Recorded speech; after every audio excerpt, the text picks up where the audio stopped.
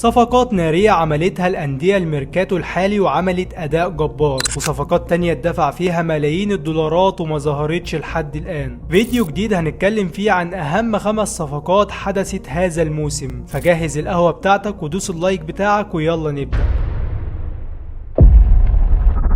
هنتكلم بالتحديد عن اهم 5 لعيبه الجماهير كانت حاطه عليهم طموح كبير. هنشوف مين فيهم اللي قدم افضل مستوى ليه ومين فيهم اللي طلع مقلب. نروح على انجلترا ونبدا باول لاعب في قائمه ال5 وهو اللاعب كايسيدو، لاعب نادي تشيلسي. ومبدئيا كده حابب اقول لك ان تشيلسي ومانشستر يونايتد من اغبى الفرق اللي بتشتري لعيبه بارقام عاليه وفي الاخر بتطلع مقلب. كايسيدو تشيلسي دفع فيه 116 مليون يورو، لاعب من الاكوادور عنده 21 سنة وبيلعب في وسط الملعب. لعب مع تشيلسي حتى الآن 4 مباريات، ما سجلش أي هدف ولا صنع أي هدف، وما قدمش أي إضافة في تشكيلة تشيلسي وغرق الفريق باللي فيه. واحتل تشيلسي المركز ال 14 بعد أول 5 جولات، خسر 2 وتعادل 2 وكسب مرة. طيب نسيبنا بقى من تشيلسي ونروح للأغبى منهم وهو نادي مانشستر يونايتد. مانشستر يونايتد لقى ناس بتقول إن في واحد في فريق أتلانتا شبيه هالاند، فعلى طول إدارة اليونايتد راحت اتعاقدت مع اللاعب،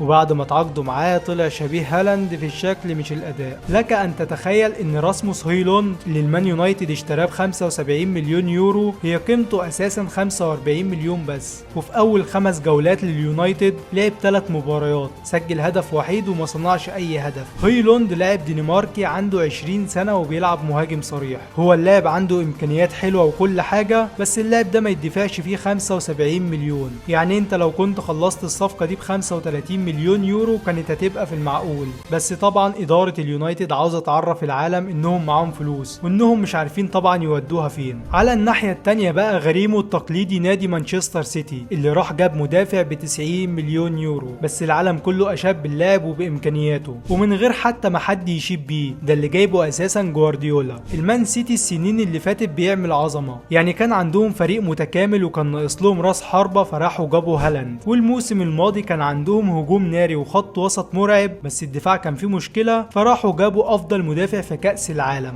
وهو جفارديول، اللاعب الكرواتي صاحب ال 21 عام، واللاعب حاليا متألق مع السيتي وعامل اداء جبار في خط الدفاع. طيب نسيبنا من انجلترا ونطير على اسبانيا ونروح هناك بقى لاهم 2 مولعين الدنيا. ونروح الاول لفيليكس علشان عاوز اسيب زين الدين زيدان للاخر، قصدي يعني اسيب بلينجهام للاخر. فيليكس الصفقة اللي كلفت خزائن البارسا 8 مليون يورو. ايوه زي ما سمعت كده، هتاخد موهبة من افضل المواهب في العالم اعارة لمدة سنة ب 8 مليون يورو بس. صفقة على قد ما هي مكسرة الدنيا مع نادي برشلونة وعامل نتائج كبيرة، على قد ما برشلونة اساسا ما دفعش فيه فلوس. انت جايبه يلعب معاك سنة ببلاش حرفيا. فيليكس صاحب ال 23 عام، لاعب برتغالي بيلعب في اي مركز في الهجوم، بس المركز اللي مكسر فيه الدنيا وهو مهاجم تاني او جناح شمال لمؤاخذة يعني. فيليكس لعب مع برشلونة 3 مباريات، سجل 3 اهداف وصنع هدف. على الناحية التانية بقى في اسطورة جديدة اتولدت في نادي ريال مدريد. بلينجهام مش مجرد لاعب عامل ارقام كويسة وخلاص، ده عنده شخصية وروح فريقه الجديد ريال مدريد. تبص عليه كده تفتكر زين الدين زيدان، قائد في الملعب، لاعب لسه عنده 20 سنة. العالم كله مستغرب من اللي بيعمله بلينجهام. اكيد بيقولوا دلوقتي هو احنا اترحمنا من زين الدين زيدان ومن بعده جه لوكا مودريتش، هيجي بقى بلينجهام يقود خط الوسط تاني ويكتب تاريخ جديد مع نادي ريال مدريد ولا ايه؟ بلينجهام اللاعب الانجليزي صاحب ال 20 عام، لاعب خط الوسط، شارك مع نادي ريال مدريد في 6 مباريات، سجل 6 اهداف وصنع هدف، يستاهل ال 103 مليون يورو اللي اتدفعوا فيه. لاعب خرافي وفعلا هو خليفة زين الدين زيدان في الملاعب. ودي كانت حلقة هي الاولى من نوعها على القناة اللي نتكلم فيها عن صفقات اوروبية. لو عاوزنا نكمل فاكيد لازم تدعمني باللايك وتعمل اشتراك في القناة وتفعل زر الاشعارات، والاهم من ده كله بقى تصلي على الحبيب عليه افضل الصلاة والسلام وتوحد الله. اشوفكم على خير، سلام.